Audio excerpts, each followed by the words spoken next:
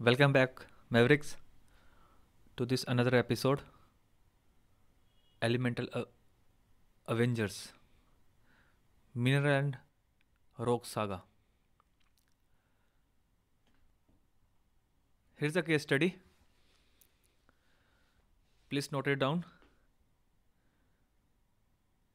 A mineral-rich district in central India has seen a surge in mining activities.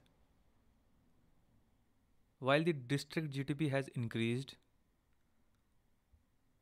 local tribal communities are protesting displacement, loss of livelihood, and environmental degradation. The mining company claims it has followed all government norms. As the district magistrate proposed a strategy to resolve this conflict. इसको note down करो और आपके पास 5 minute है, सोचो खुद से कि as a district magistrate अब क्या करोगे अगर सेम क्वेश्चन मेंस में आ गया, तो इस क्वेश्चंस को आप कैसे आंसर करोगे। Okay okay Hrithik, okay sir. समझ आ गया ना क्वेश्चन क्या क्या क्वेश्चन है। Yes sir. तो अभी 35 हुए हैं, 40 पे डिस्कस करेंगे हम। गूगल नहीं खोलना, ना ही कोई और इंटरनेट यूज़ करना है, अपने आप सोचो, क्योंकि you will not going to find any Google और any other internet material in the paper. Unpredictable paper है, कुछ भी आ सकता है कहीं से भी, तो हमें तैयारी भी वैसे ही करनी है। हमें खुद की थिंकिंग की एबिलिटी को इंक्रीज़ करना है। वो कैसे करेंगे हम? Through case studies. तो सोचो कि आप क्या क्या करोगे। इसको क्वेश्चन को सिस्टमेटिकली चीज़ों में डिवाइड करो, उसके वे में सोचो। फिर ये थोड़ा सा हिंट आपके लिए, उसके हिसाब से सोचो। We will discuss after 5 minute.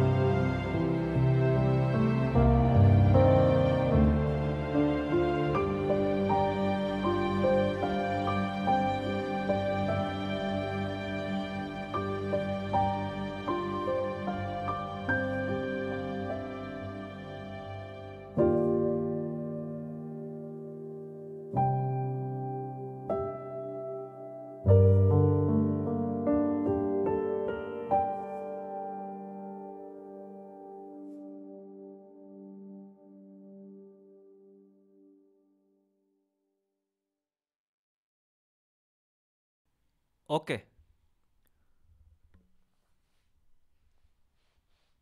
Please turn on your cameras.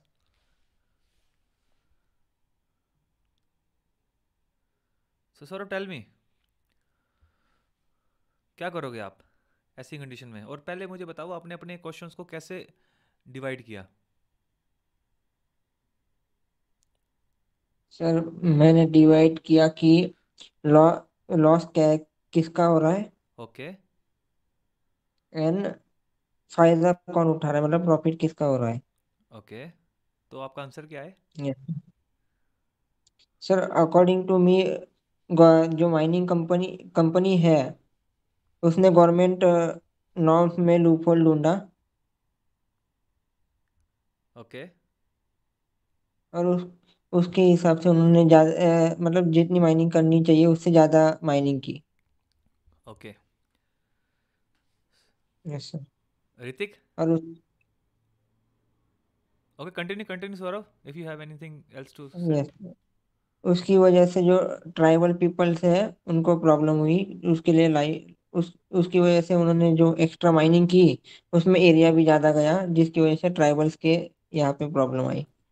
That is the issue according to yes you, sir. But what are yes the sir. Solution? Solution, sir मैं सोच नहीं पा रहा हूँ सॉल्यूशन। कोई बात नहीं, कोई बात नहीं। Hrithik, yes sir. Yes sir. So tell me your answer. Sir as a DM for some time, पहले तो सर जो माइनिंग एक्टिविटीज़ हैं उनको थोड़ी टाइम के लिए स्टॉप करूंगा जब तक ये कॉन्फ्लिक्ट चल रहा है। उस ओके, उ- वेरी उस गुड। टाइम में सर जो उनसे जो प्रॉफिट हो रहा है, क्योंकि साथ साथ में जो डिस्ट्रिक्ट की जीडीपी इंक्रीज हो रही है, तो जो पर्टिकुलर कम्युनिटीज़ हैं जहाँ ये माइनिंग हो रही है, नियर बाई कम्युनिटीज़ हैं, उनको भी एक मीटिंग करके उनको भी थोड़ा शेयर्स दिया जाए। ओके, सर एनवायरमेंटल कैंपेन चलाया जाए ताकि उनको पता लगे कि अगर माइनिंग वगैरह होती है तो कैसे होती है, उसके क्या प्रॉफिट लॉस जो भी है, ओके, या पॉजिटिव और नेगेटिव इम्पेक्ट। फिर जो इसमें सर एक पॉइंट है, tribal communities are protesting displacement and loss of livelihood. जो पर्टिकुलर कम्युनिटी जो डिस्प्लेसमेंट हुआ है उसका, उनका सर्वे किया जाए, उनको रीसेटलमेंट किए। ऋतिक, सर्वे Yes. किया जाए या सर्वे करूंगा? हाँ सर, मतलब एज अ डीएम मैं सर्वे करूंगा उनका। ओके, फिर उनको जो भी उनकी हेल्प की जाए नई स्किल सीखने में, ताकि वो अनएम्प्लॉयड ना रहें।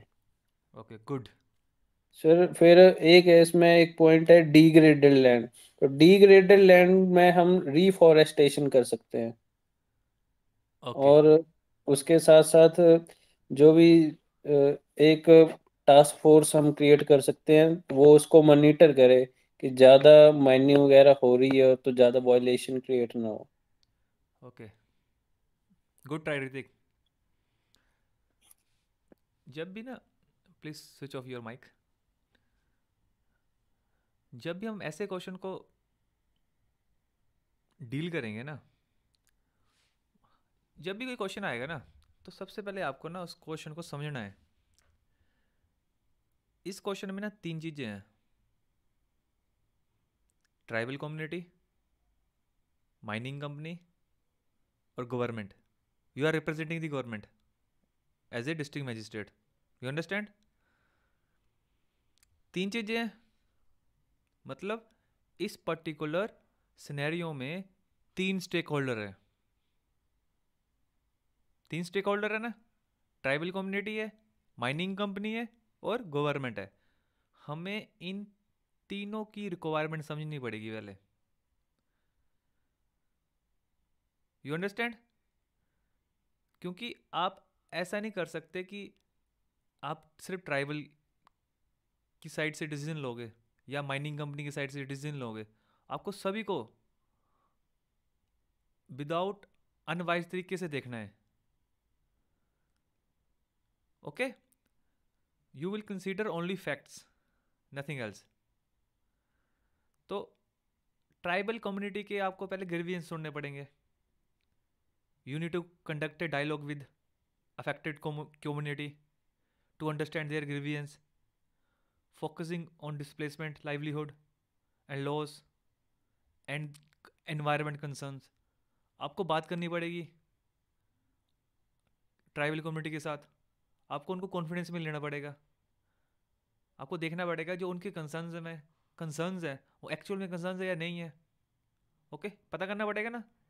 हमने स्टार्टिंग में जाना था ना critical, we need to analyse, evaluate and synthesise. Analyse क्या करेंगे हम? फैक्ट्स को, उनकी रिक्वायरमेंट क्या है। हमारे पास 3 स्टेक होल्डर है। पहले ट्राइबल, हमें पता लग गया हम ट्राइबल से हमें क्या फैक्ट्स लेने हैं। Then mining company, we need to assess the compliance of mining company as per the government rules. अगर माइनिंग कंपनी अपना काम as per the government rules कर रही है तो उसमें वो कुछ गलत नहीं कर रही। आप समझ रहे हो ना? गलत वो तब कर रही है अगर वो गवर्नमेंट रूल के अकॉर्डिंग काम नहीं कर रही। ओके, थर्ड है first stakeholder tribal community, second is mining company, third is government and NGOs. क्योंकि आपको पता है इंडिया में जो इन्वायरमेंट इश्यूज हैं वो सबसे ज़्यादा एस्केलेट कौन करता है? एनजीओज। एनजीओ की फुल फॉर्म होती है, क्या फुल फॉर्म होती है Hrithik? Non government organisations. Good. So we can collaborate with relevant government department and NGOs working for tribal welfare and environment protection। अब तीनों स्टेक होल्डर्स के आपको डिमांड और रिक्वायरमेंट पता लगी। अब आप क्या करोगे? अब आपके पास कुछ एक्शन लेने के लिए फैक्ट्स कलेक्ट कर लिया आपने। आपको इमीडिएट एक्शन लेना है। आप क्या करोगे? या डिस्प्लेसमेंट को रोक दोगे कुछ टाइम के लिए, आप ग्रीवियंस रिड्रेसल मैकेनिज्म इनिशिएट करोगे कि क्या क्या उनके ग्रीवियंस है ट्राइबल कम्युनिटी के। You will establish A committee with tribal representative. ये सबसे इंपॉर्टेंट है। आप ऐसे ही किसी को मेंबर्स की सिलेक्शन नहीं कर लोगे। आपको उसमें जब मेंबर्स की सिलेक्ट करोगे तो उसमें ट्राइबल कम्युनिटी का पर्सन जरूर होना चाहिए ताकि कॉन्फिडेंस बिल्ड हो सके दोनों पार्टीज के बीच में। अंडरस्टैंड? फिर क्या करोगे आप? ये तो हो गया इमीडिएट एक्शन। अब एज ए आईएएस ऑफिसर आपको लॉन्ग टर्म भी सोचना है ना, क्योंकि ये कॉन्फ्लिक्ट दोबारा से क्रिएट हो सकता है। आपको काम इस तरह से करना है ताकि वो दोबारा से उसकी इम्पैक्ट ना करे। क्योंकि अगर आप इस क्वेश्चन को दोबारा से पढ़ोगे, a mineral rich district in central India has seen A surge in mining activity. वहाँ पे माइनिंग एक्टिविटी इंक्रीज होगी, पर आगे ये भी देखो ना, पर डिस्ट्रिक्ट की जीडीपी भी इंक्रीज हुई है। ओके, पर डिस्ट्रिक्ट की जीडीपी तो इंक्रीज हुई है, पर ट्राइबल कम्युनिटी वहाँ पे जो रहती है उसके ऊपर इम्पैक्ट पड़ा है, इन्वायरमेंट के ऊपर इम्पैक्ट पड़ा है। अब लॉन्ग टर्म स्ट्रेटजी क्या हो सकती है आपकी? सौरभ, क्या हो सकती है long term strategy? Long term strategy ये हो सकती है कि हम जो कंपनी के नॉर्म से माइनिंग के लिए हमने जो रूल्स बनाए हैं वो थोड़े से चेंज कर दे। चेंज कर दे या फिर उसका कंप्लाइंस स्ट्रिक्टली फॉलो कराएं हमसे। हाँ, चेंज भी कर सकते हैं as per the requirement, yes sir. पर वो कंप्लाइंस कर रहे हैं या नहीं कर रहे उसको स्ट्रिक्टली वॉच कर सकते हैं। Yes sir. और क्या कर सकते हैं? सर ट्राइबल्स को नॉलेज ये नॉलेज दे सकते हैं कि ये ऐसे ऐसे हो सकता है ताकि वो भी नजर रख सके या फिर निगरानी रख सके कि ये सही हो रहा है या नहीं हो रहा है। बिल्कुल, बिल्कुल सही बात। Yes sir. Environmental safeguards, can we say हम्म।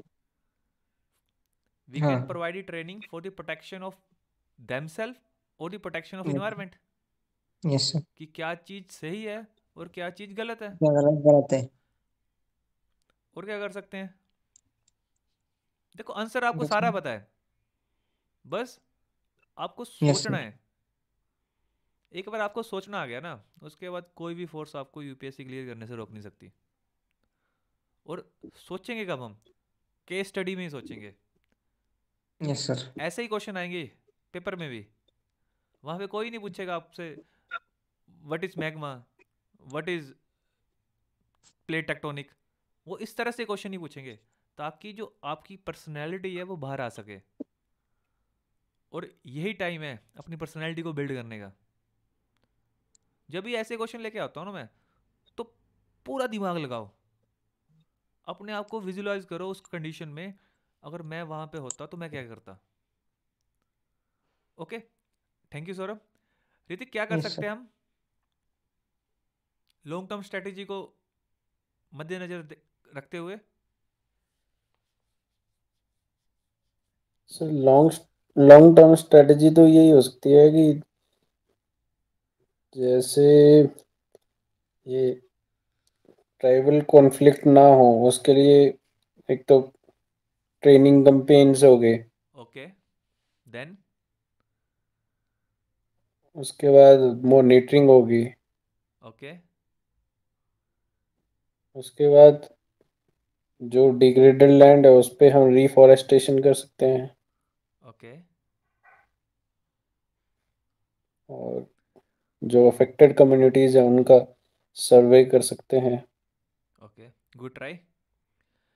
तो लॉन्ग टर्म स्ट्रेटजी में हम क्या कर सकते हैं? हम लाइवलीहुड रिस्टोरेशन कर सकते हैं, कर सकते हैं। We will facilitate risk skill development programme to help affected community secure employment in mining और अदर इंडस्ट्रीज। हम ये देखेंगे कि वहाँ के जो लोग हैं, वहाँ उन लोगों को एम्प्लॉयमेंट मिले उस माइनिंग इंडस्ट्री में। We will promote sustainable agriculture and allied activities as alternate livelihoods. मान लो कि उस गांव में या उस डिस्ट्रिक्ट में पोटेंशियल है एग्रीकल्चर का, पर लोगों के पास नॉलेज ही नहीं है। आप as a alternative employment method produce करने में उनकी हेल्प कर सकते हो ना? तो लाइवलीहुड रिस्टोरेशन में क्या हो सकता है? एक तो आप उसी माइनिंग इंडस्ट्री में उनको नौकरी दिलवा सकते हो, दूसरा एग्रीकल्चर या फिर alternate method of employment produce कर सकते हो। ओके, तो लॉन्ग टर्म स्ट्रेटेजी में फर्स्ट आप क्या कर सकते हो? Livelihood restoration. सेकंड कर सकते हो रीसेटलमेंट एंड रिहेबिलिटेशन। अब रीसेटल कर सकते हो कम्युनिटी को, अगर वो होना चाहे तो। We can offer compensation for their loss. Third क्या हो सकता है? Environmental safeguards. Mandate the mining company to undertake afforestation drives and other measure to mitigate environmental damage. और क्या कर सकते हो? Development initiatives, invest in portion of district, increase GDP in improving health care, education and infrastructure for tribal community. वहाँ से जो tax collect हो रहा है, वहाँ के लोगों के वेलफेयर के लिए लगा सकते हैं। Can we say development initiatives?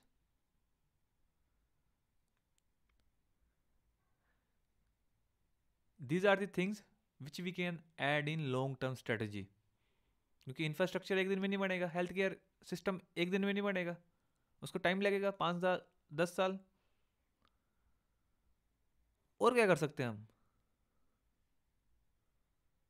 Accountability ensure कर सकते हैं। We can set up an independent body to audit the mining company adherence to norms and CRS commitment. So Saurabh, tell me, what is your understanding for CRS commitment? CRS commitment. Yes yes. पता नहीं sir. Hrithik. Don't know sir. So write it down. It is corporate responsibility for society.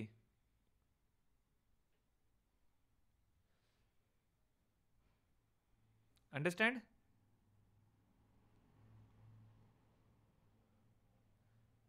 So these are the things which you can do. अगर आपने अभी note down नहीं किया है, no worries, जब भी इस वीडियो को दोबारा से देखोगे तो इन पॉइंट्स को नोट डाउन कर लेना। और क्या पॉइंट इसमें हम ऐड कर सकते हैं उसके बारे में भी सोचना, क्योंकि ये फाइनल आंसर नहीं है। We can always improve our answers with extra information, factual information. हम टेक्नोलॉजी को भी यूज़ कर सकते हैं, कुछ ऐसा भी डाल सकते हैं इसमें। अंडरस्टैंड?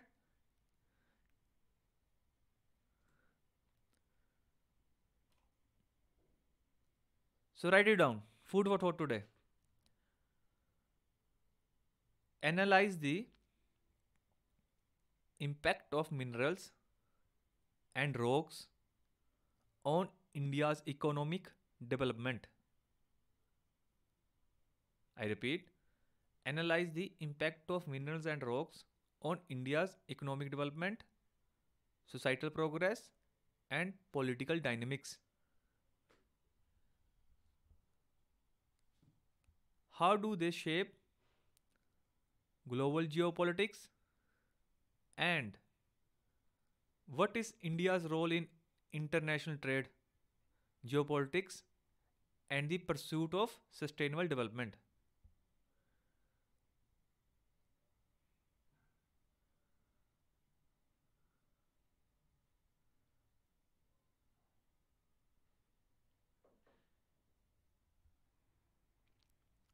इस न्यूज़ को पढ़ो थोड़ा जल्दी जल्दी, ताकि हम सिग्निफिकेंस समझ पाए, जो कि आज हम इस एपिसोड में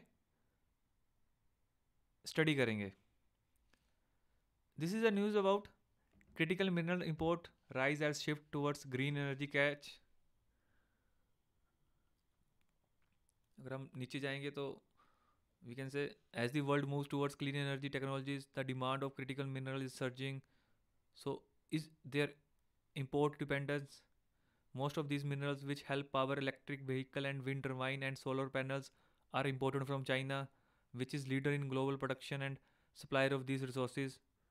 During the launch of India's maiden auction process on November 29, Union Minister of Mines Prahlad Joshi said that a collective value of 20 blocks was estimated of 5 and 4 billion. Okay. The Ministry of Commerce and Industry data reveals that, इसको ध्यान से देखो, the Ministry of Commerce and Industry data reveals that the import value of the 10 minerals rose 34% to $11 billion from 8.3 billion in 2022. 2022 और 2023 में 34% increase होगी demand minerals की। Okay, और एक ये है, और ये भी पढ़ो, ये लिखने की ज़रूरत नहीं है, जस्ट इसको देखो। The untapped potential of lithium-ion batteries in securing critical minerals supply chain in India.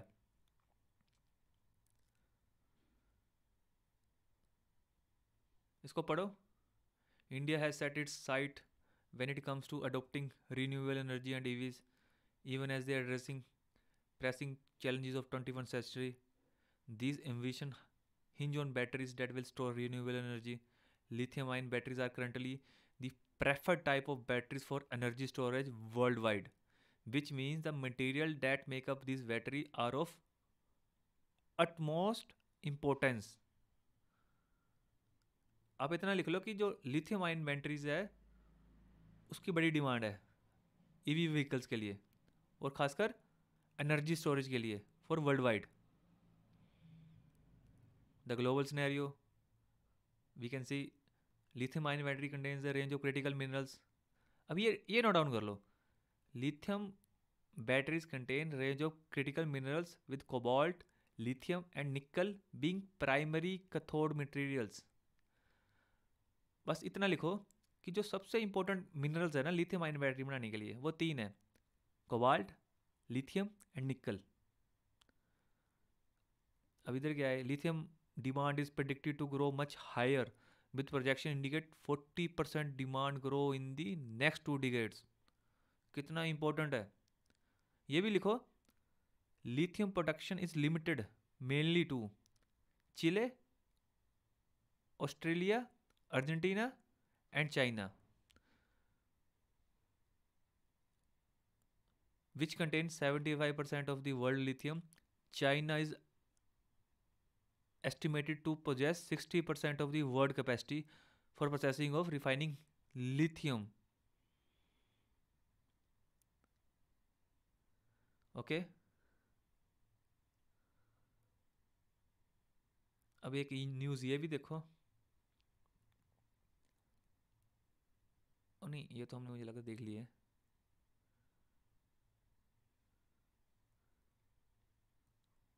अब ये देखो. India to open its first lithium mines in Chhattisgarh after GSI confirmation. GSI मतलब जियोलॉजिकल सर्वेस ऑफ इंडिया. अब इसको थोड़ी सी पढ़ लेते हैं.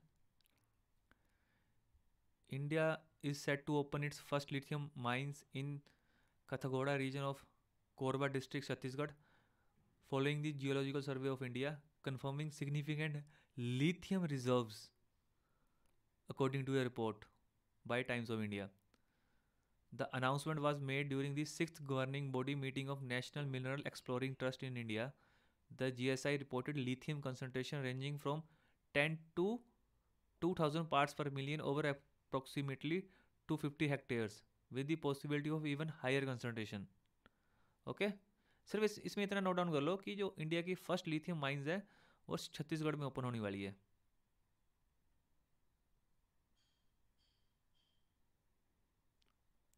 ओके. तो सौरभ, यस सर. अभी हमने ना 2-3 न्यूज़पेपर की न्यूज़ देखी, तो उससे हमें क्या पता लग रहा है कि जो मेरे मिनरल्स हैं वो कितने इंपॉर्टेंट है. वो मतलब मोस्टली इम्पोर्टेंट है सर, ज़्यादा इम्पोर्टेंट है. क्यों? क्या what is your understanding after watching those 3 yes newspaper? Sir. अगर अगर मिनरल्स हमारे पास अबेंडेंटली है सर, ओके. तो फिर हम उनका यूज एक्सटेंसिवली कर सकते हैं. लेकिन अगर नहीं है तो हमें इंपोर्ट करना पड़ता है, और जिसकी वजह से हमें दूसरी कंट्रीज को पे करना पड़ता है, जिसकी वजह से हमें हमारे जीडीपी पे फर्क पड़ता है. Okay. Hrithik, yes sir. What is your understanding? Please turn on your camera. Sir मेरे अकॉर्डिंग तो ये है कि ये जो क्रिटिकल मिनरल्स हैं जैसे कोबाल्ट, निकल और लिथियम है, इनकी डिमांड डे बाय डे बढ़ती जा रही है, क्योंकि जैसे जैसे टेक्नोलॉजी इंक्रीज हो रही है वैसे वैसे टेक्नोलॉजीज में जो क्रिटिकल मिनरल्स हैं उनका यूज़ भी बढ़ रहा है. तो जिस कंट्री या जिस कॉन्टिनेंट के पास ये मिनरल्स हैं उनका इकोनॉमी में अच्छा इम्पैक्ट है इन मिनरल्स का, और जिनके पास नहीं है उनका वही है, उनको इंपोर्ट करवाने पड़ रहे हैं, तो उनका जो इंपोर्ट वैल्यू है वो भी डे बाय डे इंक्रीज हो रही है. ओके. हम क्या करेंगे, आज के एपिसोड को स्टडी करेंगे पहले, देन दोबारा इस क्वेश्चन पे आएंगे. ओके. आगे की स्लाइड से हम जानने की कोशिश करेंगे इस क्वेश्चन का आंसर, इस क्वेश्चन की significance.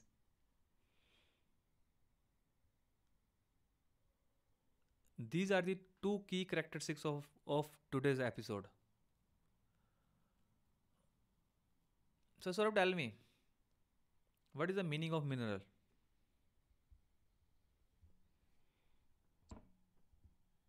Sir minerals are the meaning तो नहीं पता सर, लेकिन ये पता है कि ये अर्थ के कोर से आते हैं and it consist various different components in itself. Okay, no worries. Hrithik. Sir, we can say minerals are the organic matter that comes from Earth's interior, from magma burst or volcanic eruptions. These minerals, like nickel, cobalt, these they can be metals, non-metals, or alloys. नहीं नहीं नहीं, अब अभी हम इतना further नहीं जाएंगे। Just mineral in simple language, how you can define mineral? Organic matter comes from magma burst. Okay, good try. We can say minerals are naturally occurring substance that have a definite chemical composition. These substances are formed through various geological processes and are found in the earth crust. Minerals can be identified Minerals can be identified by their physical and chemical properties such as color, hardness, density and crystal form. Note it down.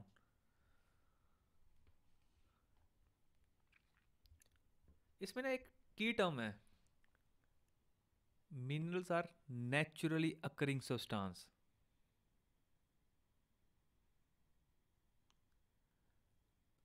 अगर आप substance को define करोगे तो कैसे करोगे?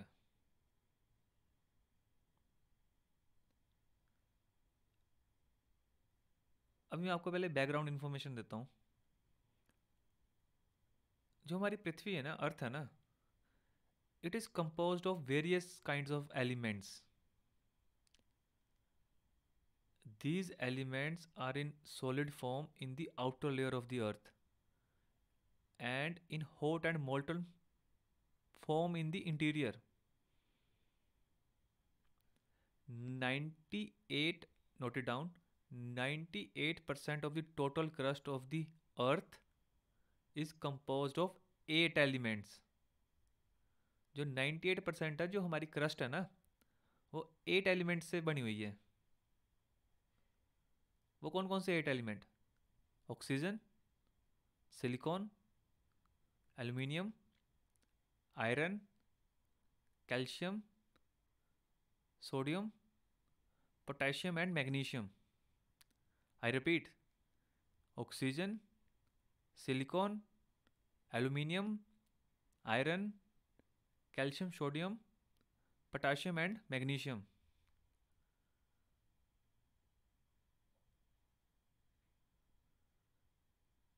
जब हमने mineral की डेफिनेशन दी ना, तो हमने एलिमेंट का जिक्र नहीं किया, हमने जिक्र किया सब्सटेंस का.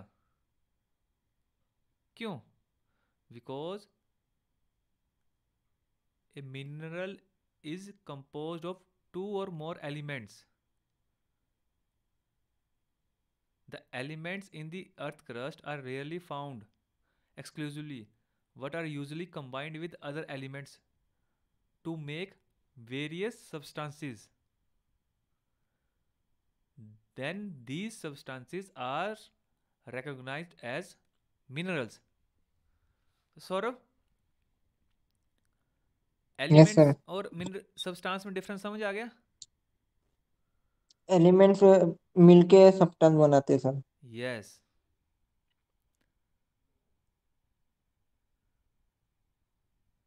क्लियर हो गया मिनरल्स क्या है? आ गया रॉक. ये 2 हीरो है आज के एपिसोड के, और हमें इन्हीं 2 हीरो के बारे में जानना है इसी एपिसोड में. Note it down. Rock are defined as natural masses of minerals matter that make up of the earth crust. They vary in composition, texture and color. So Ritik, tell me, what is the meaning of crust?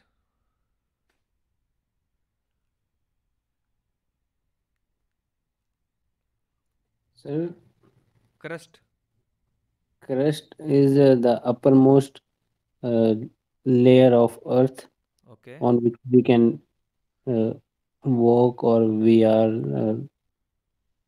here. Crust consists of mainly two things: oceanic crust and continental crust. और अभी इनकी जो composition है वो भी हमने समझ ली Yes, mainly sir. 8 element होते हैं अर्थ क्रस्ट में Yes, sir. कौन कौन से एलिमेंट है वो Oxygen, silicon, aluminium, iron, calcium, sodium, potassium, and magnesium. ये ग्रेनाइट की होती है या बसाल्ट की होती है अर्थ सर, क्रस्ट ये सर अर्थ क्रस्ट तो सर दोनों की होती है, क्योंकि ओशियनिक क्रस्ट जो होती है वो बसाल्ट की होती है, और जो कॉन्टिनेंटल क्रस्ट होती है वो ग्रेनाइट की होती है। वेरी गुड मिनरल्स तो मिनरल्स की टाइप भी होती होगी अब जब हमने न्यूज़ पढ़ी ना तो हमने देखा क्रिटिकल मिनरल सौरभ क्या मतलब होता है इसका क्रिटिकल मिनरल सर ये अबंडेंस में नहीं होगा, ज्यादा नहीं होगा, लिमिटेड इसमें होगा। इसको डिफाइन कैसे करोगे The mineral that is rarely available in our environment. Okay Hrithik sir, rarely found in earth crust, or we can say they are in very less quantity in this environment. Okay और क्या बोल सकते हैं Or we can say the most important or the valuable minerals. So note it down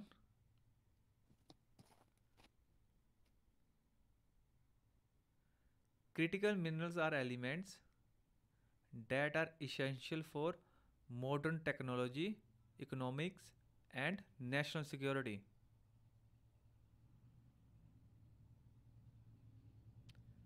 They are also at risk of supply chain disruption.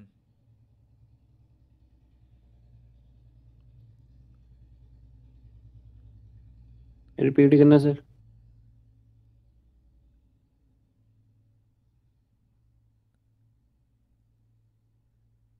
In simple terms में लिखो critical minerals are those minerals that are essential for economic development and national security. Note it down. I repeat. Critical minerals are those minerals that are essential for economic development and national security.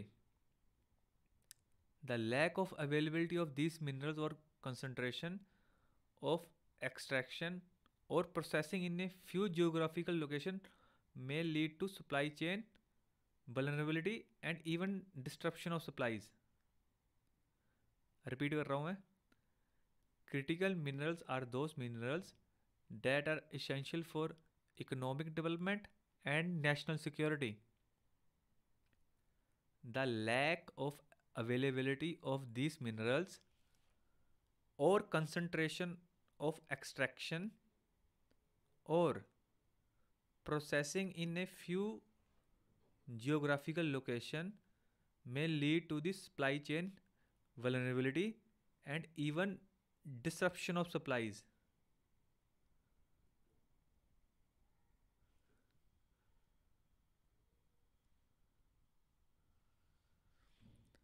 पर मेरा question है जो आपसे आना चाहिए था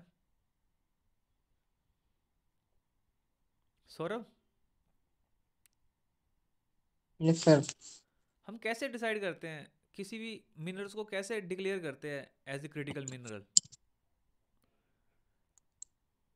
sir जैसे वो जिस मतलब सर अब वो ज्यादा पाया जाता है या कम पाया जाता है इस हिसाब से हम क्रिटिकल या फिर माइनर करते हैं ना सर, उसकी नहीं नहीं नहीं प्रॉपर्टीज के अगर आप हिसाब अपनी उसकी। डेफिनेशन देखो यस सर। डेफिनेशन में हमने क्या लिखा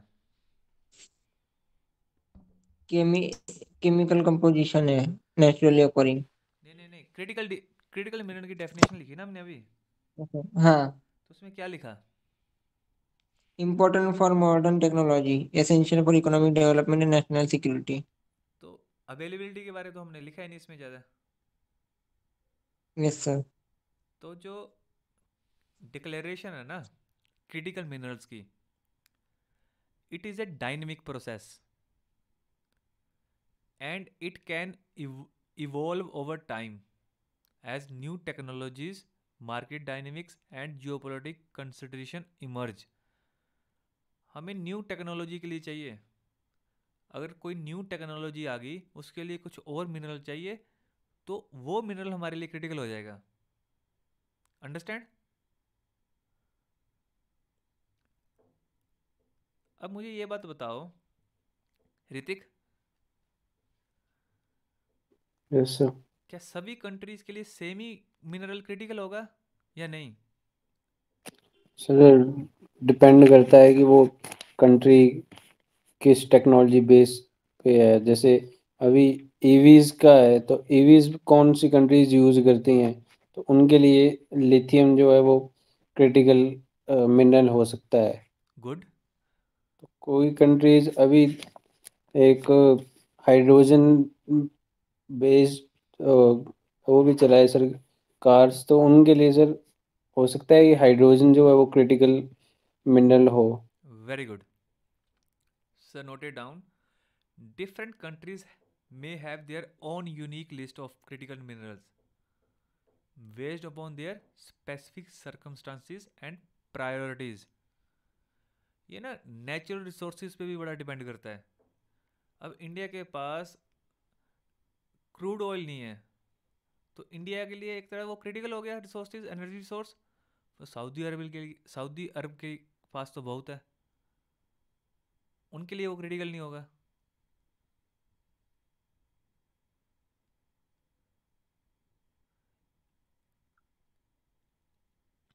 जो इंडिया के लिए क्रिटिकल मिनरल्स हैं, as per the expert committee under ministry of mines has identified a set of 30 critical minerals for India.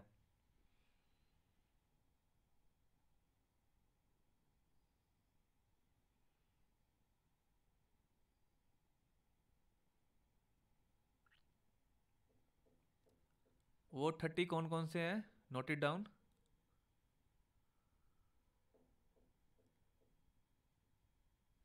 Antimony, beryllium, note मत करो, बाद में गूगल सर्च कर लेना कि इंडिया के 30 क्रिटिकल एलिमेंट्स कौन से हैं। मैं ऐसे ही बोल देता हूँ। Antimony, beryllium, bismuth, cobalt, copper, gallium, cadmium, selenium, titanium, silicon. ये देख लेना कि कौन कौन से हैं।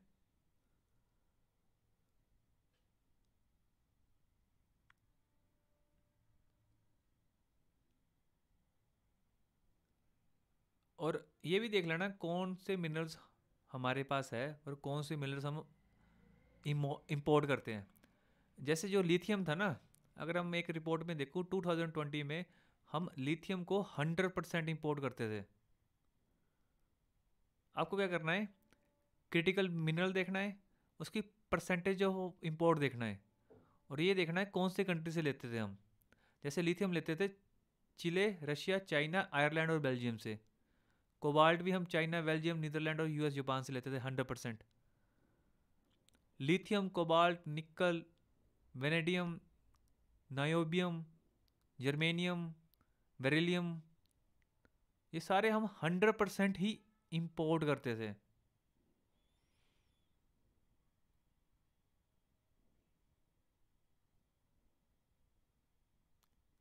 एक मेंस का क्वेश्चन है, नोट डाउन कर लो।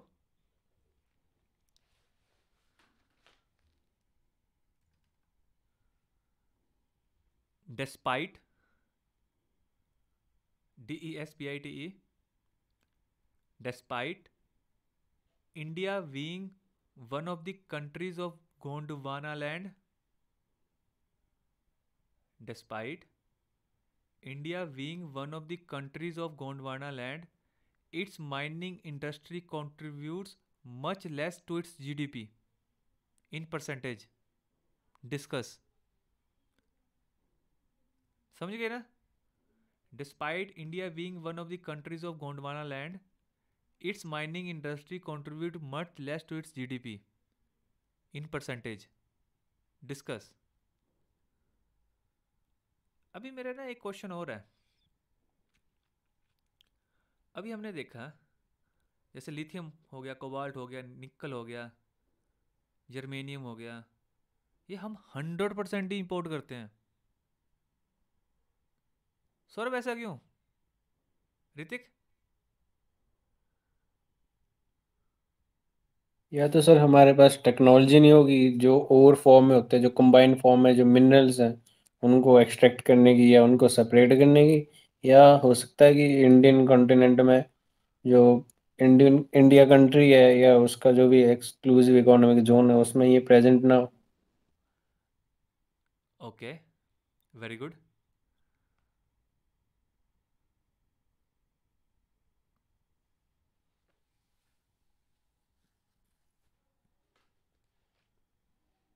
और सर सेफ्टी नॉर्म्स भी हो सकते हैं कि कुछ एलिमेंट्स जो है मिनरल्स और रेडियो एक्टिव होते हैं, जैसे यूरेनियम हो गया, तो उनका यूज़ इंडिया में कम हो या सेफ्टी नॉर्म्स के कारण नहीं करते हो एक्सट्रैक्ट. हम ना कभी कभी ना क्रिटिकल और मेजर मिनरल को ना अलग से भी यूज़ कर लेते हैं और सेम टाइप में भी यूज़ कर लेते हैं. अगर मैं डिवाइड करूं मिनरल्स को as per the context of India, तो we can say that either critical और मेजर एंड माइनर. ओके, हमने क्रिटिकल तो डिस्कस कर लिया, उसको हम मेजर भी बोल सकते हैं.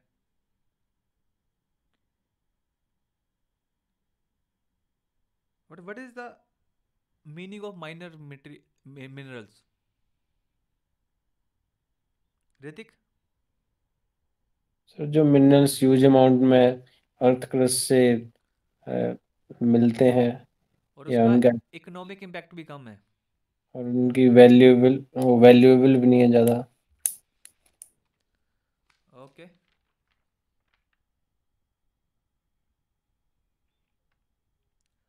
एक क्वेश्चन है, note it down. Why the mining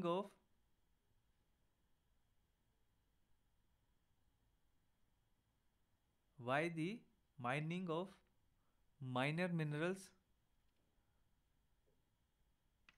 regulating rights gave to state? Why not to center? I'll repeat. Why the mining of minor minerals regulating rights gave to state? Why not to center?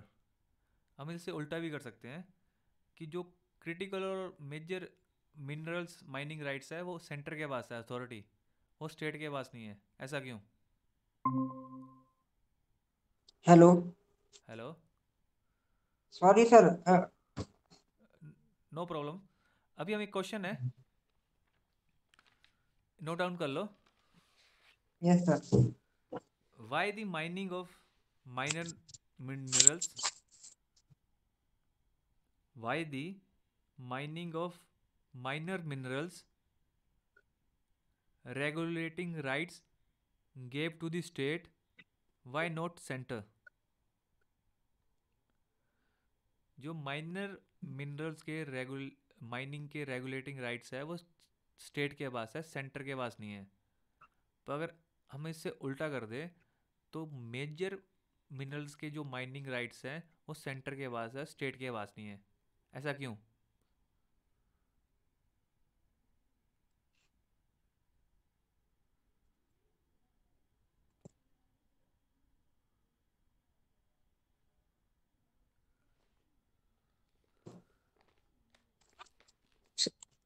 Sir आपने सवाल यही कहा था ना, why the mining of minor minerals regulation given to state, why not central? Yes, ये आपका homework है, ये यस आपको सर. पता करना है कि मेजर सेंटर के पास क्यों है, स्टेट के पास क्यों नहीं है, और माइनर स्टेट के पास क्यों है और सेंटर के पास क्यों नहीं है। ओके। Yes sir.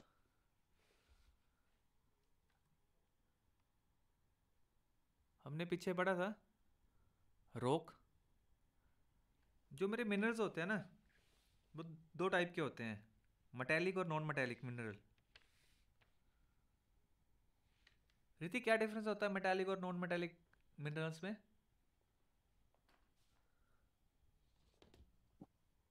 सर उनकी प्रॉपर्टीज में डिफरेंस होता है। जैसे जैसे सोडियम मेटल है, और डायमंड जो है वो डायमंड नॉन मेटल है। ओके। मेनली सर प्रॉपर्टीज में डिफरेंस होता है। हम सिंपल टर्म्स में ये बोल सकते हैं कि जो मेटेलिक मिनरल्स है उसमें मेटल का कंटेंट होता है और नॉन मेटेलिक में मेटल का कंटेंट नहीं होता। जैसे अगर हम मेटेलिक को फर्दर डिवाइड कर देंगे तो उसमें प्रीशियस मेटल आ जाएंगे, फेरस मेटल आ जाएंगे और नॉन फेरस मेटल आ जाएंगे। और नॉन मेटेलिक में this mineral do not contain metal content, इसमें क्या आ जाएगा, sulphur, phosphate and nitrates are the example of non metallic minerals.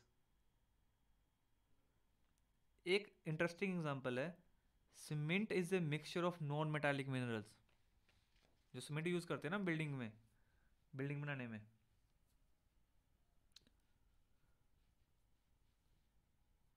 तो रॉक्स नेक्स्ट हमारा हीरो है इस एपिसोड का, rock. Rock are defined as natural masses of minerals matter that make up of the earth crust. तो हमें पता लग गया रॉक के भी तीन टाइप होते हैं, noted down, igneous rock, sedimentary rock and metamorphic rock.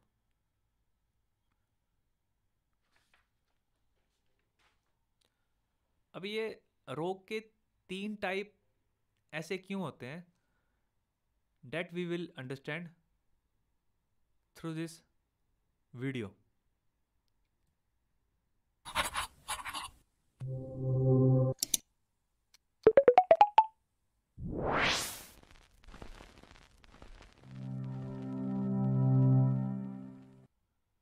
In this video, you will learn about the dynamic rock cycle.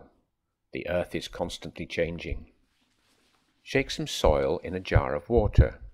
Sand and small stones settle to the bottom, then a layer of clay, and floating on the top is organic matter called humus. Plant roots help to create new soil from the solid rock, and they get nutrients and support from the soil. This solid rock is often sandstone or granite. They are made up of grains. The granite has interlocking grains like this, but sandstone has rounded grains like this.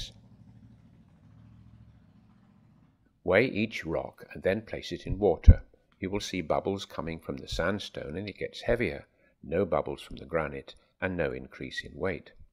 Why do you think the sandstone made bubbles and gained weight? Pause and think. Well, there are air spaces between the grounded grains, so the water pushes the air out, forming bubbles, making it heavier. The granite has no air spaces. These are the two main types of rock. Granite is formed by molten rock solidifying, and igneous rock, from the Latin word meaning fire. Think of the word ignite. But sandstone was made by bits of other rock, carried by rivers to the sea.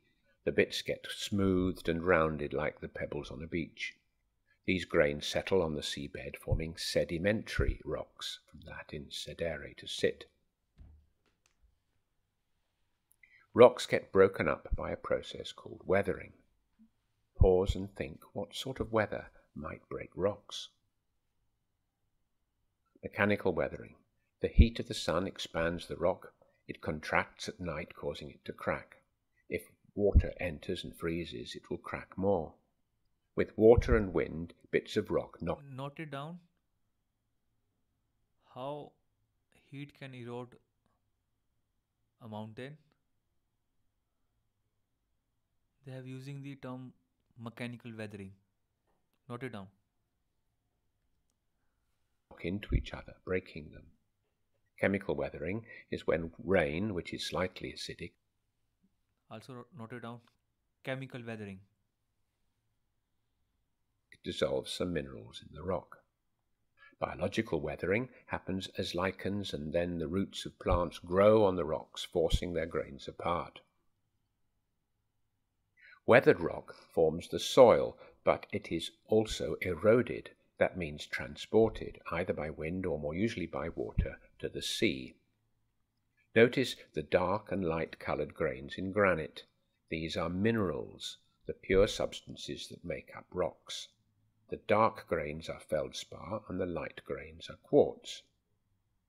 After weathering, the grains are carried to the sea where the harder quartz settles, as in a jar of soil, forming sand. The feldspar settles more slowly, forming rich beds of clay containing most of the trace metals plants need to grow. During the movement of the great tectonic plates, see our related video, the rocks get folded and squashed, often ending up high in the air as new mountains form. If rocks are heated and compressed enough, they change their form and are called metamorphic rocks, from the Greek meta, change, and morph, form. Note it down. Metamorphic को अगर हम इस particular terminology को divide करेंगे तो Meta means change, morph means form, means change in form.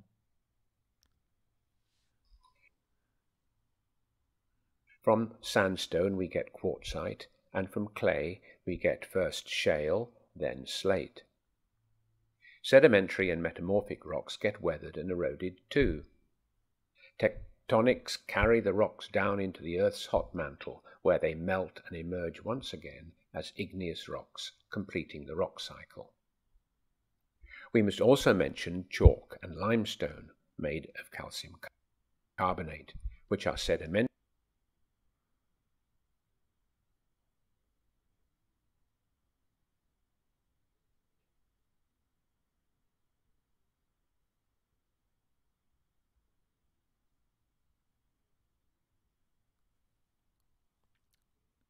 So Saurabh, tell me, what are the different types of rocks? और वो कैसे सर बनते हैं? Igneous rock, okay. ये इग्नियस रॉक बनता है मैं वोल्केनो से लावा निकलता है उसकी वजह से, मैग्मा. मैग्मा और लावा में क्या डिफरेंस है? सर मैग्मा जब वो अर्थ के अंदर होता है, मतलब वोल्केनो के अंदर होता है, जब वो सरफेस पे आ जाए तब उसको लावा कहते हैं. ओके. तो इग्नियस रॉक कौन सा होगा? Lava sir, sorry lava. Okay. Then sedimentary rock yes कौन सा सर. होगा? सेडिमेंट्री रॉक कैसे फॉर्म होगा? सर छोटे छोटे छोटे पिबल्स मिलके एक सेडिमेंट्री रॉक बनाएंगे जो पानी के बहाव की वजह से साथ आए थे. Okay. Then yes sir. Metamorphic rock वो होगा जो वेदरिंग की वजह से फॉर्म हुआ होगा, जिसका फॉर्म में चेंज होगा हीट या फिर वाटर की वजह से. नहीं, ये गलत बोल दिया आपने. कोई बात नहीं, हम डिटेल में डिस्कस करेंगे इसको. Hrithik, Yes, sir. what is your understanding about these three types of rocks?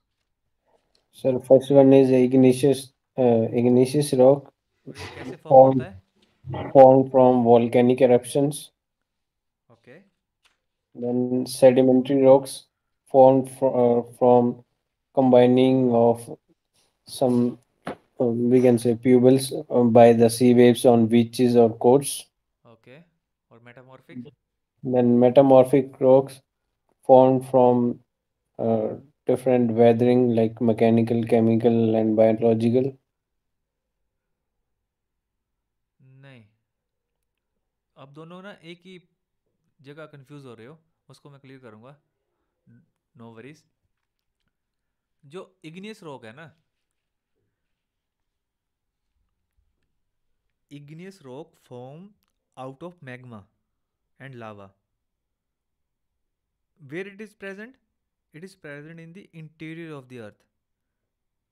कौन सी layers में होता है ये, ऋतिक?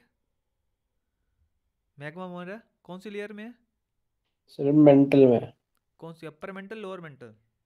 अपर में, एस्थेनोस्फेयर। Okay good.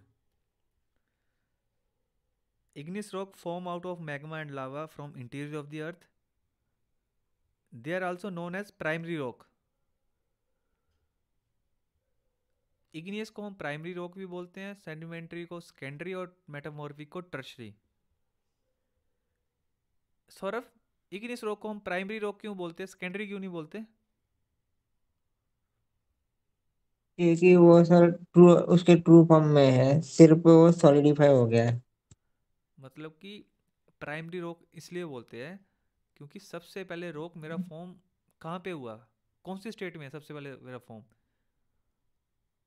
मैग्मा से सर बना ना. पहले, यस सर। तो जहाँ से प्रोसेस स्टार्ट होगी उसी को प्राइमरी बोलेंगे ना. Yes sir.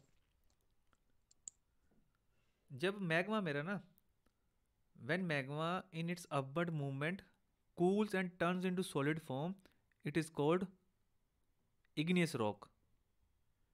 The process of cooling and solidification can happen in the earth crust or on the surface of the earth.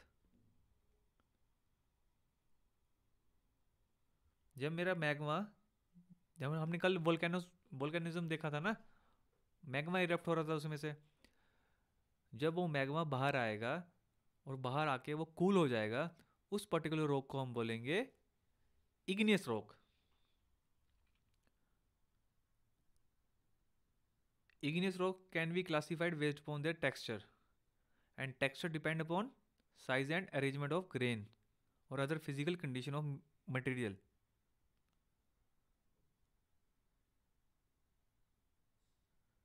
तो सेकंड है सेडिमेंट्री रॉक. अब मेरे वोल्केनो में से इरप्ट हुआ मैग्मा, बाहर आया, कूल हुआ, वो मेरा इग्नियस रॉक बन गया. अब सेडिमेंट्री रॉक कैसे बनेगा? The word sedimentary is derived from the Latin word sedimentum which means settling.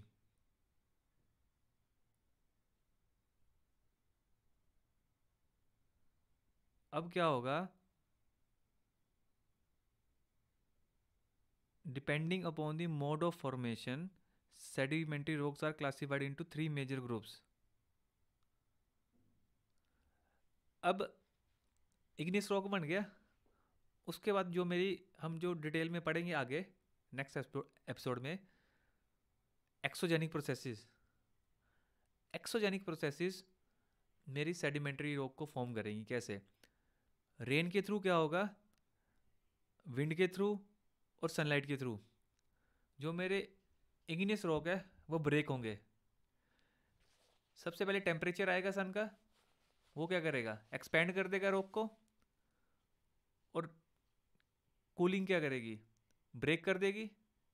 Continue ये साइकिल चलता रहेगा एक्सपेंशन और कंट्रैक्शन का. वो क्या होगा, वो ब्रेक हो जाएगा. उसके बाद मेरी रेन आएगी, रेन क्या करेगी, रॉक को स्मॉल स्मॉल पीसेस में डिवाइड कर देगी और वो अपने साथ उसको लेके चली जाएगी. वो जो स्मॉल स्मॉल सेडिमेंट्स होंगे ना, वो एक जगह में कलेक्ट हो जाएंगे. कलेक्ट हो गए, हमने देखा था ना, उसने एक एग्जांपल दी थी कि अगर एक जार में हम स्मॉल स्मॉल सेडिमेंट्स लेंगे तो वो सबसे पहले सेटल होंगे, उसके ऊपर क्ले सेटल होगी. तो इस तरह से मेरा कुछ टाइम प्रेशर के बाद वो मेरा सेडिमेंटल रॉक फॉर्म करेंगे. और थर्ड है metamorphic rock. The word metamorphic means change of form. हमने वीडियो में भी देखा था. These rock form under the action of pressure, volume and temperature changes. जो मेटामॉर्फिज्म है, these occurs when rocks are forced down to lower level by tectonic process, or when molten magma rises through the crust, comes in contact with the crustal rock or the underlying rock are subjected to great amount of pressure by overlying rocks. अब मुझे ऋतिक एक बात बताओ, जब मेरी दो plate boundary की interaction होगी तो कुछ प्लेट मेरी ऊपर को जाएगी और दूसरी प्लेट नीचे को जाएगी, यस सर। और जो वो प्लेट बनी किसकी है? लिथोस्फीयर की, यस सर। क्रस्ट की, और उस यस क्रस्ट में सर। मेरे रॉक्स भी होंगे ना, यस सर। वो नीचे जाएगा। कुछ रॉक्स नीचे जाएंगे जो डेंसर डेंसर प्लेट की जो रॉक्स होंगी। That process will lead to the formation of metaformic rocks. Okay, understand? Yes sir. We can simply say due to convergent plate boundary interactions.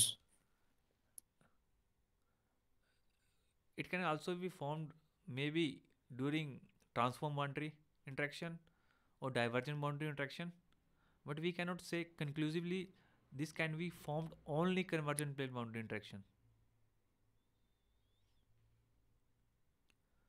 तो ये रोक साइकिल समझ आ गया आपको? पहले लावा बाहर आएगा, please switch off your, sir okay. Sir metamorphic एक बार बता देना प्लीज। मेटामॉर्फिक का क्या होगा? मेटामॉर्फिज्म अकर कब होगा? when rocks are forced down to lower level by tectonic processes। जब मेरी दो प्लेट आपस में टकराएगी तो क्या होगा? एक प्लेट ऊपर जाएगी, एक प्लेट उसके beneath जाएगी। Yes sir. कौन सी प्लेट ऊपर जाएगी, कौन सी प्लेट नीचे जाएगी, ये किस पे डिपेंड सर करेगा? डेंसिटी पे। यस। और हायर डेंसिटी वाली ऊपर जाएगी या नीचे जाएगी? सर हायर वाली नीचे जाएगी ना। और उसके ऊपर मेरे रॉक्स भी होंगे, मिनरल्स भी होंगे, यस सर। वो कहाँ को जाएंगे? वो भी नीचे जाएंगे। नीचे कहाँ? Earth crust. अर्थ क्रस्ट नहीं, एस्थेनोस्फीयर में। ओके। अर्थ थ्रू, क्रस्ट लेकिन ओके। क्योंकि फ्लोट मेरी किसके ऊपर कर रहे हैं? वो एस्थेनोस्फीयर पे कर रही है ना मेरी yes yes sir. Tectonic plate, और tectonic yes plate sir. Is equal to lithosphere, lithosphere yes. और lithosphere is consist of lithosphere consist of oceanic crust, continental crust and upper mantle. Upper most part of the upper most solid part of the mantle. Yes upper most solid part of the mantle. Understand? Yes sir.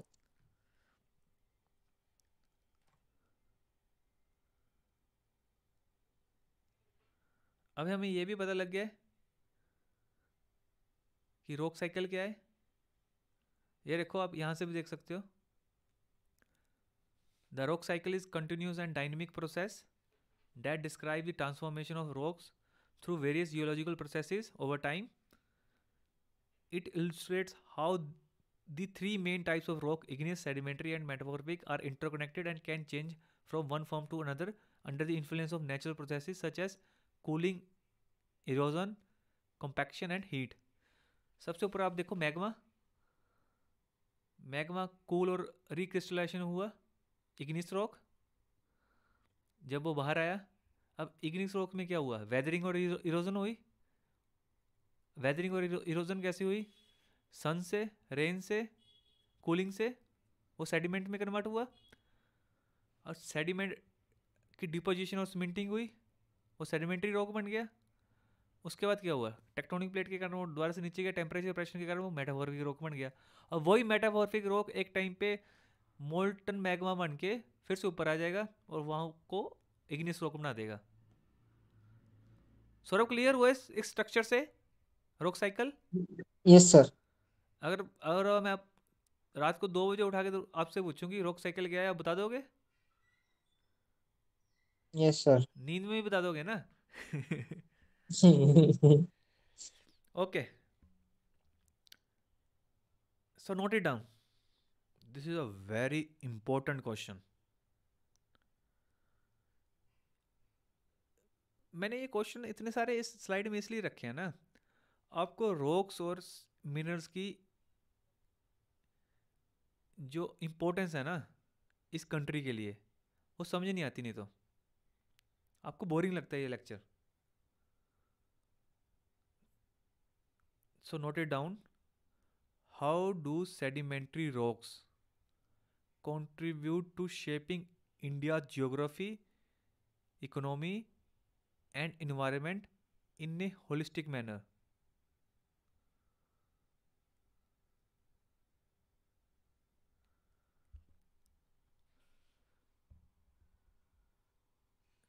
इसको हम discuss कर लेते हैं इस question को.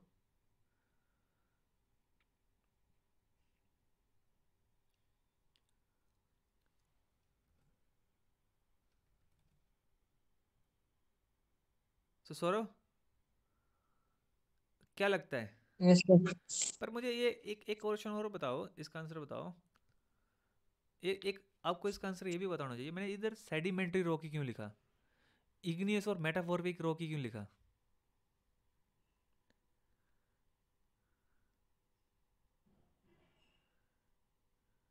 Sir क्योंकि minerals इसी में फॉर्म होंगे ना, वो भले होंगे उसमें, लेकिन रॉ फॉर्म में जो मिलेंगे वो यही सेडिमेंट्री में मिलेंगे ना sir.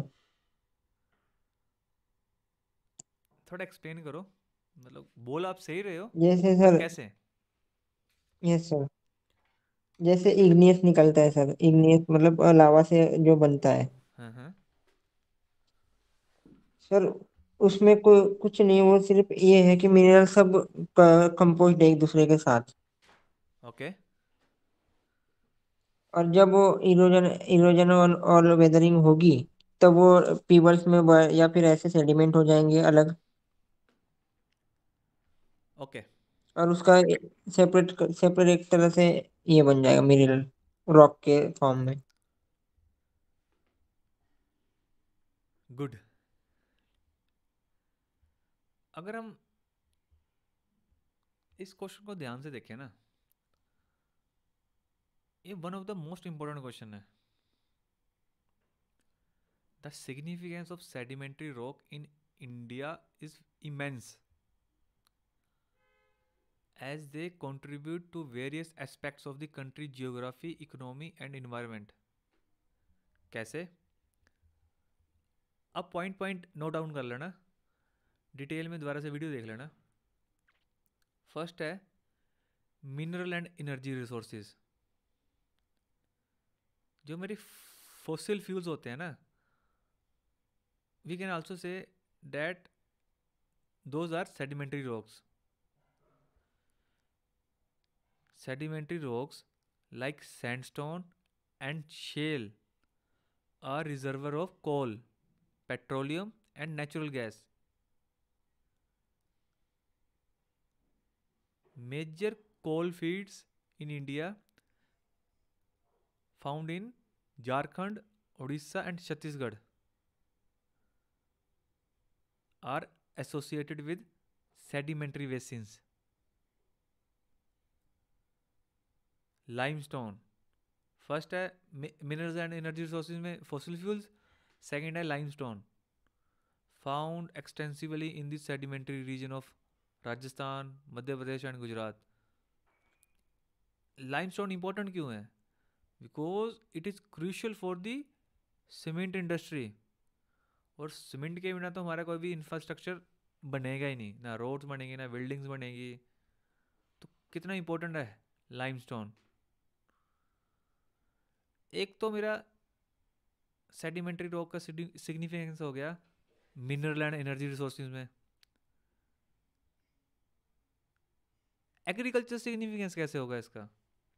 Hrithik, what is the significance of sedimentary rocks in agriculture?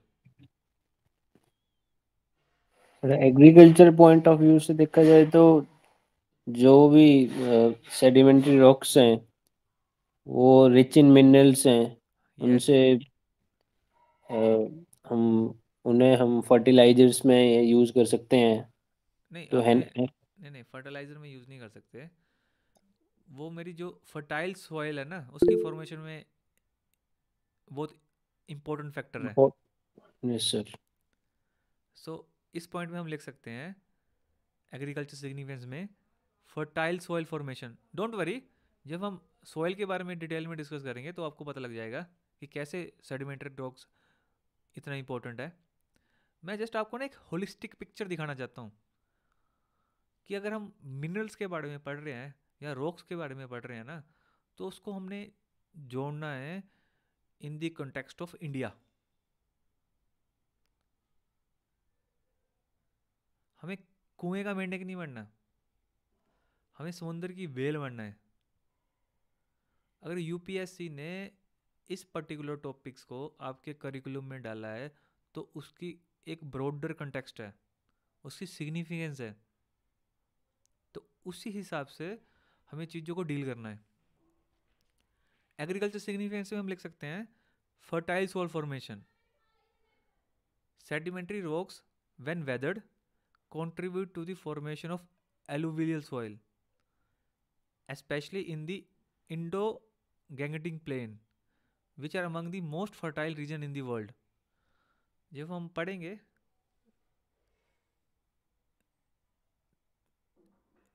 Next week और उससे next week Indo Gangetic plain के बारे में, तो हम डिस्कस करेंगे सॉइल फॉर्मेशन को।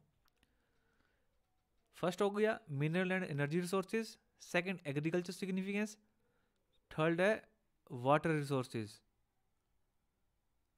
एक्वाफर्स, sedimentary rocks particularly sandstone are excellent aquifers, storing and transmitting groundwater. This is vital for irrigation, drinking water and industrial use. Infrastructure development, fourth point, हमने अभी discuss किया। Sedimentary stock like sandstone and limestone are widely used for building material. The red fort in Delhi and many other heritage structures in India are built using these rocks. Economic importance है sedimentary rock की।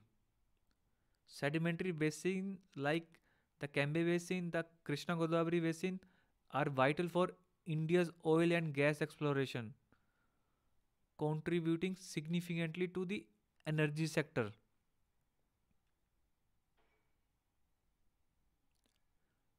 Environmental role. Coastal sedimentary regions such as the Sundarban Delta protect against storm surges and support unique ecosystem including mangroves. हमने पढ़ा था ना mangroves के बारे में। Next last point is tourism and cultural value. Many sedimentary formation such as the Chambal ravines and Bhimbetka rock shelters are tourist attraction and hold cultural and historical significance. तो in summary we can say that sedimentary rocks not only shape India's physical landscape but also play a pivotal role in its economy, agriculture, water resources and heritage. Their strategic utilization and conservation are essential for sustainable development. Okay? तो सौरभ कौन कौन से point है? What is the significance of the sedimentary rock on India? तो कौन कौन से point हम लिख सकते हैं? Mineral and energy resources, okay agriculture, okay infrastructure development, okay. Tourism and cultural value. और ऋतिक बाकी के तीन क्या है? सर वाटर रिसोर्सेज, हाँ एनवायरमेंटल रोल, ओके। और एक तो वही है सर अपना economic limestone, economic importance. Economic importance.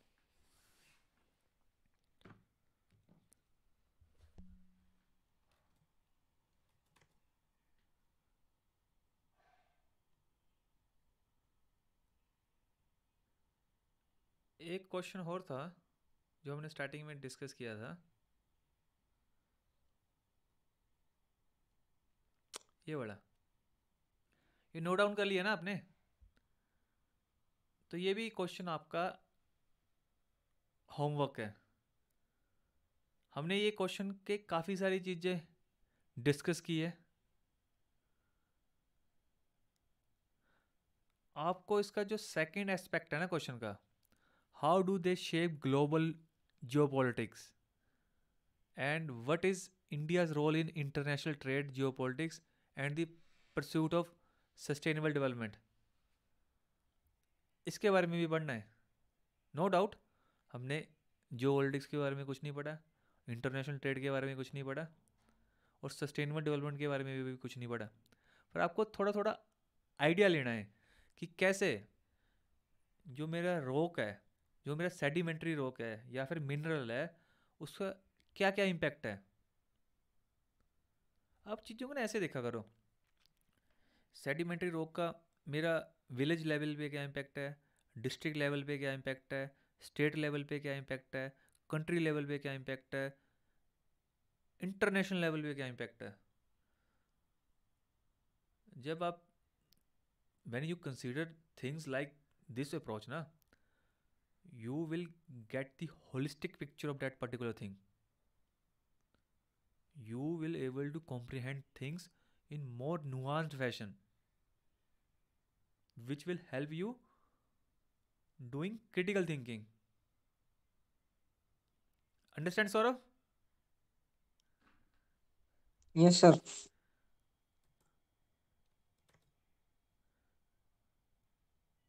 Any question? Sir holistic का एक बार बता दो मीनिंग पूरा। होलिस्टिक का यस सर। मान लो, एक एग्जांपल देता हूँ। आप एक स्टेडियम में हो,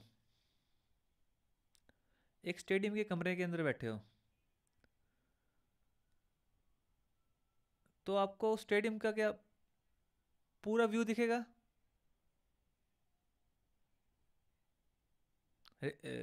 सौरभ? नहीं नहीं एक नहीं। और हेलो। जब मान लो कि आप स्टेडियम के बाहर हो, स्टेडियम की छत यस पे सर। हो, तो आपको क्या दिखेगा? दिखेगा व्यू पूरा पूरा। व्यू दिखेगा। उस व्यू को बोलेंगे हम होलिस्टिक व्यू। Okay sir. और एग्जांपल दूं, क्या समझ गए? नहीं समझ गया सर, कि हमें इस नजरिए से देखना है कि वो पूरा हमें समझ में आ जाए, पूरा एरिया दिखे एक तरह से कुछ भी हो। तभी मैंने बोला ना कि एक सेडिमेंट्री रॉक को आपको डिस्ट्रिक्ट लेवल पे भी देखना है, स्टेट लेवल पे भी देखना है, नेशन लेवल पे भी देखना है, इंटरनेशनल लेवल पे भी देखना है। While looking the sedimentary rock from the district point of view, like you are looking the stadium from one room, और जब आप इंटरनेशनल पे देख रहे थे तो you are looking like a whole stadium. Any other question from anyone? कोई और कंसर्न आ रहा हो, we can discuss.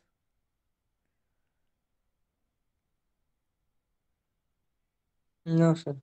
Hrithik? No sir, फिलहाल तो नहीं है अभी। ओके, सो गुड बाय, जय Hind. Yes sir, good night, जय हिंद। गुड नाइट सर, जय हिंद।